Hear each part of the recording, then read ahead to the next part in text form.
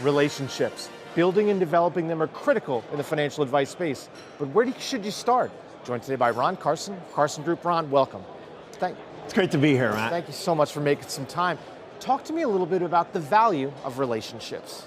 You know, relationships have always been important. I started in the profession in 1983, and it was all about the relationship. Today, relationships are table stakes. Just like trust is the basic foundation, it's table stakes. Very important, but unlike the past, people don't do business just because they like you or you have a great relationship. You know, our whole society has really moved to a meritocracy.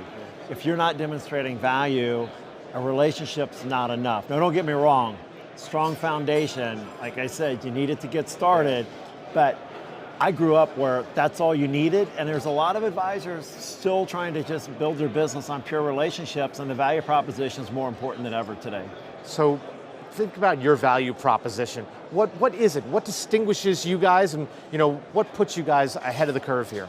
So we make the complex simple, and that helps influence consumer behavior. And we all know behavior. Clients ask me, prospects all the time, what do you think the market's going to do? And I said, I have no idea, and quite frankly, it doesn't matter, because your behavior is going to dictate your success. And I can show them all the Dow bar information.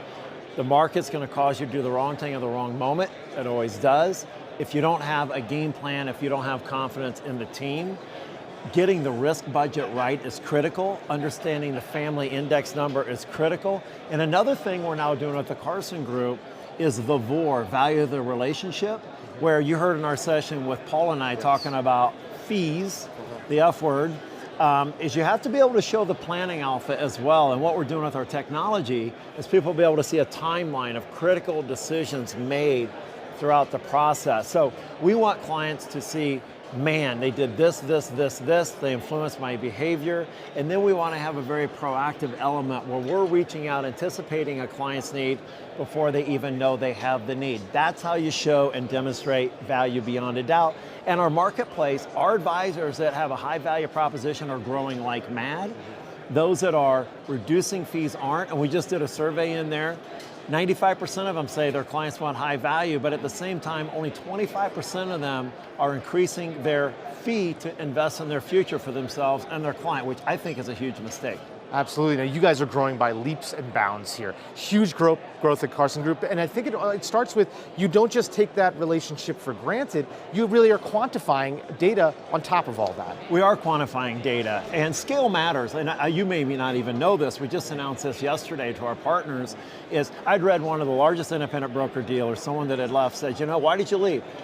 I'm getting less services, and I'm paying more for it. Well, we're the opposite at the Carson Group. We're providing more services, charging less. We just announced a reduction on our cost. Effective January 1st, we're picking up 100% of the Orion fees for our partners, and we pre-announced next year we'll hit $12 billion. We're gonna pick up the entire tech stack for all of our partners. Wow.